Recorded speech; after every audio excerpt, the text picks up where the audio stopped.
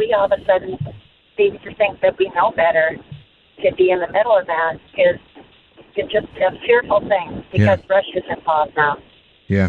No, it's an interesting dilemma. You know what? I tell you what, I'm going to let you go, and then I'm going to bring on my next guest to talk about this. So, Karen, thank you for your call, and thank you for, being a citizen that sees through the nonsense and just doesn't believe, the narrative that she's told every night on television. So thank you for that. Thank you. You got it. So let's talk a little bit more about this whole Syrian issue. Let's talk about the plane that was shot down and some other things with a guy that I haven't seen in a long time, Richard Miniter. I don't know if you remember that long night that we spent there in Washington, D.C. with the gentleman from WND a while back. But good to see you, or good to talk to you again, my friend. And what do you think about this, what's going on? See, I don't know if you heard all that conversation, but people are asking, and from a tactical perspective, I got to continuously ask, what are we doing in Syria? Well, Syria is, in a way, sort of a little World War I microcosm, in that there's so many different forces at work in one relatively small country. Of almost half the population, 3 million people have been displaced. More than 600,000 have been killed. So it's an enormous human tragedy, but on top of that, it's a geopolitical chess game. The Russians, their last naval bases outside of the former Soviet Union are on the Mediterranean coast of Syria. If they lose those bases, their navy ceases to be a global force, because their other bases, either in the Crimea, where they have to thread their way through the Dardanelles, where the Black Sea enters the Mediterranean. They have to go through Turkish territory to get out to the wider world. And their other naval bases get frozen over. So without the Syrian base, their navy ceases to be a global force, and Russia ceases to be a serious international force. So for them, they're fighting for prestige and power and the ability to project Russian might across the world. The Russian allies, also the allies of the bloodstained Assad regime, are the Iranians, who are, of course, building long-range missiles, the Shahab-4, and soon they'll have the Shahab-5, and atomic weapons to go on those missiles. Syria is a key ally for them. Through Syria, they finance Hezbollah, which is a Sunni-based terrorist group that has killed more Americans than any other terror group except for Al-Qaeda. So the stakes are huge. And what the shoot down of the plane, with the American fighter shooting down the Syrian fighter over Syria, shows is that the Trump must have changed the rules of engagement, because in the Obama administration, that simply would not have happened.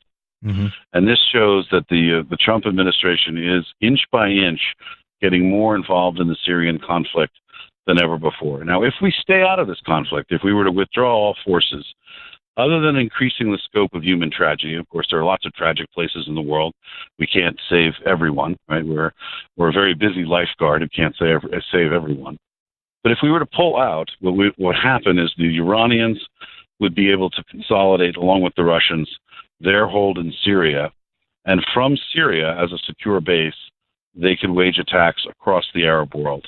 And the Sunni Arabs, who are our allies, the Gulf Arabs like Bahrain and UAE, the Saudis, of course, see this as a life and death struggle. They see Iran as out to topple their governments, to kill their leaders, and to take over their countries. So if we were to leave Syria, the contagion would spread. We'd soon find ourselves fighting not just in Iraq, but possibly in Saudi Arabia against Iranian proxies. So the argument for intervention in Syria is that if you don't contain the problem inside that small country, it'll become a region-wide problem, at which point the amount of U.S. forces you'd have to deploy would be in the hundreds of thousands, not at the small level that they are now at about 10 to 20,000. So we know what Russians' motivation is there. I think you laid that out perfectly.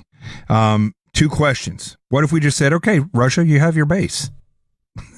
The other thing is, what if we pulled out? What is in Syria for us besides a humanitarian effort and killing ISIS? Well, killing ISIS is an important goal because ISIS is trying to kill us. Killing the remnants of Al-Qaeda, which are also in Syria, And don't forget, our so-called ally, Qatar, is financing al-Qaeda in Syria. So stamping out the remnants of al-Qaeda in Syria are very important. But like I said, if we were to pull out of Syria, we would soon find that ISIS and Iranian proxy forces are in Jordan, are in Saudi Arabia. The Muslim Brotherhood would be on the march, both trying to take back Egypt, but also carrying out terrorist attacks in Saudi. And don't forget that every one of our Sunni allies, Bahrain is seeing a huge uprising financed by and led by Iranian intelligence. The UAE is seeing problems in its Shia neighborhoods, also driven by the Iranians. And the oil-producing so-called empty sector of Saudi Arabia has seen enormous uprisings led and directed by Iran. So you'd see a Middle East-style war. If we were to step back, you would see a regional war that would imperil the largest supply of oil in the world. Yeah, I'm sure that, that it seems to come back to two things for us, is who's attacking us and the protection of oil. I mean, the reality is people can say whatever they want about oil. Oil doesn't matter for the United States. We are now an energy exporting nation. Right. Thanks to the revolution ticked off by George W. Bush with fracking. And remember, what Bush did was simply tell the bureaucrats that you have to approve or reject. You only get bonuses for moving paper off your desk. And forced to make a decision, they approved a record number of oil fields. And as a result, America is now not just energy independent, but exports oil and natural gas. The reason why oil is important is our allies in Europe. NATO is entirely dependent on oil from the Middle East and natural gas, both from Eastern European sources and from Russia. So their energy needs are almost entirely outside of their geography. And without that, if the Middle East were to go aflame, NATO would be at risk of falling apart. And the theory there is if NATO falls, then we're alone in the world. There's a lot of moving parts in this whole thing. A lot. And that's the thing that worries me, is that it seems like, even since the last time I saw you, it seems like the trustworthiness of these moving parts has become less and less, to a point now where you don't know what the true motive is of anybody. I mean, why have all these refugees come out of Syria and not house them in Saudi Arabia or Turkey or a surrounding country? Why insist on bringing them to Germany or the United States? It's hard to tell. You're told one thing. We got to trust the media to give us the message, because they're like the go-between, and they never give us the real message. I mean, things are changing at such a rapid pace, just on the trust level alone, that the crisis that we're in right now, of having not set standards of when we're going to act over the past, really, it's not just 8 years, it's really been the past 2-3 administrations, with Congress and the Republic, or the Representatives and Senate's absolutely not working together and working for their own parties. I mean, things are just so crazy right now that it's hard to see a fix for anything. Well, let's bear in mind that a lot of the Syrian refugees aren't actually Syrian. Yeah. Some of them don't speak Arabic. Some of them are, speak Bengali, which is an Eastern Indian language. Many of them are from Pakistan or from Central Asia. So a lot of, young men who wouldn't, if they were actual Syrians, would be at home fighting, are using this as an excuse to flood into Europe. Look, let's be clear what this debate is really about. The European center-left and far-left political parties have lost the support of the working class across Europe.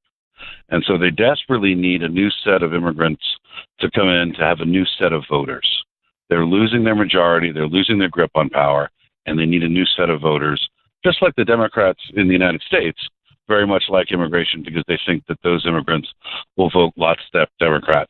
If every immigrant coming to the United States was guaranteed to vote conservative Republican, I guarantee you the Democratic Party would have a different view on immigration than it does today. We see the same thing in Australia. We see the same thing in every industrial country. The center-left parties are pushing for more immigration because they're losing their core supporters, and they need to find those votes somewhere. And they don't care what damage it does to the home country in order to get that grip on power. Yeah. It's really that cynical. Now, listen, one thing, I was talking to Beth, the producer, before I came on, it's difficult I'm a monologue type person. So doing a format of a show that's more news driven is difficult for me. However, when I have a guest like you on that says exactly what I feel, it makes it a lot easier. And I think what's interesting about what you said is, 5 years ago, that statement, there'd be a lot of people out there saying, oh, here's another Alex Jones. But you're not Alex Jones. I mean, these are facts. And I think that people are starting to see the reality of what used to be conspiracy theory now has legs. And I agree with you 100% on this. And it's a scary thing because globalist communism is on the rise again. These people do not have a nation's best interest at heart, no matter what nation they secrete themselves into. That's right. And also, I mean, the Democrats who've been serious, and even the New York Times has admitted this, when they looked seriously at the vote totals, they discovered they lost the working class in the Hillary Trump election, right? Not the white working class, the working class of all backgrounds. Right. Basically said, enough's enough. We're not supporting this agenda anymore. And there's a big gap between the college-educated elites who've got a very progressive worldview and the more pragmatic people who don't have those jobs and that kind of job security, who are directly affected by immigration, mm-hmm. right? I mean, if you are a college-educated professional making six figures, you think of immigration as being able to afford cleaning people more cheaply, right? Or getting your summer house fixed more cheaply.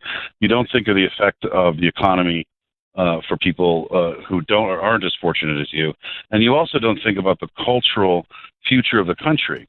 It's really important to have a country that speaks one language. That's not to say we shouldn't have immigration. I'm all for immigration.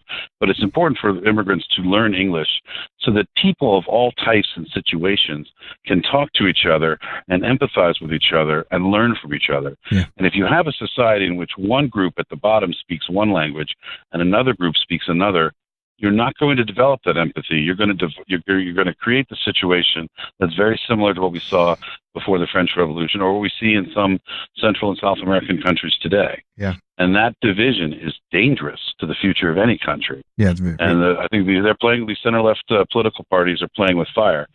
But getting back to Syria, it's also important that we annihilate these terrorist organizations, especially ISIS at Raqqa, because the longer they last, the more they will say that they have the Islamic version of the mandate of heaven, that Allah is protecting them, that they have some divine right. And through that, they will attract more recruits and more revenue. And they will divine right. And through that, they will attract more recruits and more revenue. And they will grow stronger and bigger. We've already seen ISIS has begun recruiting and adding people in Afghanistan and Pakistan. We've seen ISIS emerge in West Africa, not just in easy-to-predict places like Nigeria, but also in Chad. We saw them in the attack in Mali just this past week. ISIS's reach is growing, and soon it will be able to strike us at home. If we don't kill it, it will bring violence into America. I 100% agree with you, my friend. And I know one thing, that if it happens, people will be motivated to get rid of it then. It might be too late at that point. But listen, I got to take a break. Thank you very much. And great talking to you again. I think you're a voice that's out there that needs to be heard more. And I can't thank you enough. Richard Miniter, terrorism national security expert and CEO of the American Media. Do you have any new books that are coming out? You're right. You write, I mean, like a machine. No new books, but the American Media Institute puts out news reports every day. We finance original investigative journalism and publish it in mainstream outlets across the country.